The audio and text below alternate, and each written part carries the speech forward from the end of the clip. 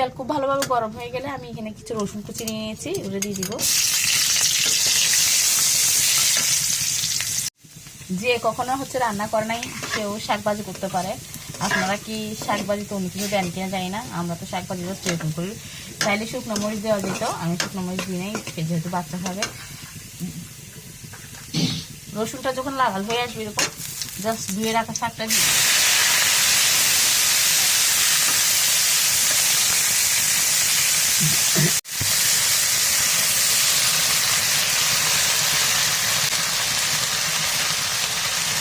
যেহেতু শাক জিনিস মরে যাবে তাই লবণটা এখন দিচ্ছি না, আমরা বুঝবো না দেখে একটু নেড়ে চেড়ে নিব।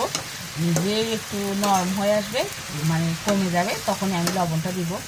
বেশ শেষ আন্দাজ মতো লবণ দিয়ে সেদ্ধ করে নিতে পারলেই শাক দিয়ে দিই। আর শাক হাই হিটে রান্না করলে আর একটু তেল দিলে হবে কি কালারটা একদম সবুজ থাকবে। আর এভাবে ভিডিও করতে করতে কথাটা যদি বলে ফেলি হয়তো যদি দিয়ে দিই, এতে করে হেল্প হয় কি আলাদা করে সময় দিতে হয় না, মানে কি বলবো কি করবো এই চিন্তাটা করতে হয় না। কুকিং ভিডিওতে এই জিনিসটা অনেকই ভালো, যে কি করতেছি জাস্ট লবণ দিচ্ছি, তেল দিচ্ছি, মরিচ দিচ্ছি বলে করে ফেলা যায়। এটা যারা ভাবেন এটা ভুল ভাবেন, এটা অনেক কষ্টকর। মানে শাকটা হচ্ছে দেখেন অনেকটাই কমে গেছে তাই না। এখন হচ্ছে লবণটা দিয়ে দিব আমি পরিমাণ মতো। জাস্ট লবণটা দিয়ে হচ্ছে জাস্ট নেড়ে চেড়ে সেদ্ধ হওয়া পর্যন্ত রান্না করবো। মূলা শাক নিয়ে কিন্তু আমার জবরদস্ত একটা কাহিনী আছে। যখন আমি প্রথম মূলা শাক হচ্ছে ভাজি করছিলাম, মানে আধা ঘন্টার উপরে মূলা শাক ভাজি করতেছিলাম, সেদ্ধই হচ্ছে না সেদ্ধ হচ্ছে না। মূলা শাকটা কিন্তু একটু খচখচ করে আর কি, ওইটা তো আমি জানতাম না।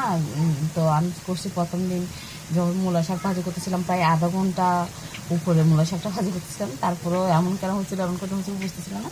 পরে মা বললো যে এটা এরকমই হয়। তারপর যাই হোক আমার মতো এরকম কে কে ফার্স্ট রান্নার এক্সপিরিয়েন্স আছে খুব সুন্দর সুন্দর শেয়ার করবেন কমেন্টে। শাকভাজি কিন্তু রেডি, আপনারা দেখতে পাচ্ছেন খুব সুন্দর করে শাকভাজি হয়ে গেছে। তো শাকভাজি নামাই নিব। এবার হচ্ছে শুটকি তরকারিটা বসাই দিব। তো দেখলেনি যে শাক তো আমি শাক বসাই দিয়েছি, শাক হচ্ছে এদিকে যে শুটকি দিয়ে আমি হচ্ছে বেগুন সিম রান্না করব। এগুলো আগেই কেটে হচ্ছে ভিজাই দিছি, যেহেতু লইটা শুটকি বেশিক্ষণ ইয়ে করতে হয় না। আর নতুন যেহেতু শুটকিটা দেখছি অনেকটাই ফ্রেশ, তাই আর এক্সট্রা করে কোনো ইয়ে করতে হবে না। আমি তার একটু কষলায় ধুয়ে নিলে ভালো করে হয়ে যাবে। শুটকির তরকারিটা বসানোর জন্য হচ্ছে আমি কড়াইটা বসিয়ে দিচ্ছি। এইখানে আমি ততক্ষণ দেখেন এটা টমেটো কেটে নিয়েছি, পেঁয়াজ কুচি, বেশ কিছু কাঁচামরিচ নিয়েছি। কাঁচামরিচটা আপনাদের টেস্ট অনুযায়ী নিয়ে দিবেন। আর শুটকিটা সুন্দর করে ধুয়ে আলাদা করে নিয়ে নিয়েছি। কে কে এভাবে শুটকি রান্না করে জানাবেন তো। আর কার কার কার কোন শুটকি পছন্দ। আমার তো যেমন তেলে দিয়ে দিচ্ছি হচ্ছে পেঁয়াজ কুচি, কাঁচামরিচ কুচি, আর এটা হচ্ছে একসাথে দিয়ে দিব শুটকিগুলো। আমি হচ্ছে পেঁয়াজ আর কাঁচামরিচের সাথে শুটকিটা আগে একটু ভালোভাবে ভেজে নিব।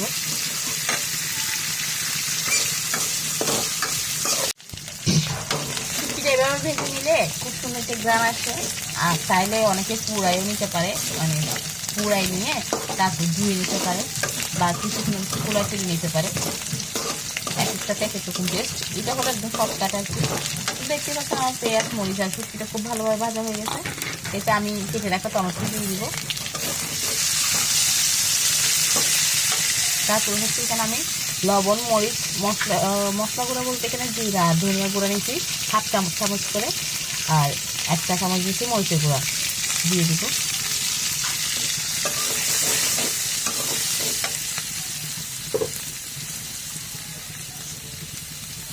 বাটিটা দিয়ে দিব একটু পানি।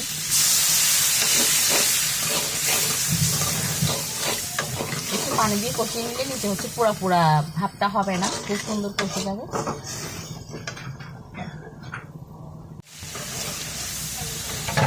কালারটা কি এসেছে দেখুন, লুবনীয় না,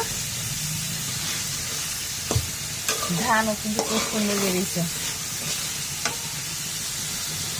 মশলাটা খুব সুন্দর কষে গেছে। এবার এটা হচ্ছে চিংড়ি মাছ দিয়ে দিয়ে দিব।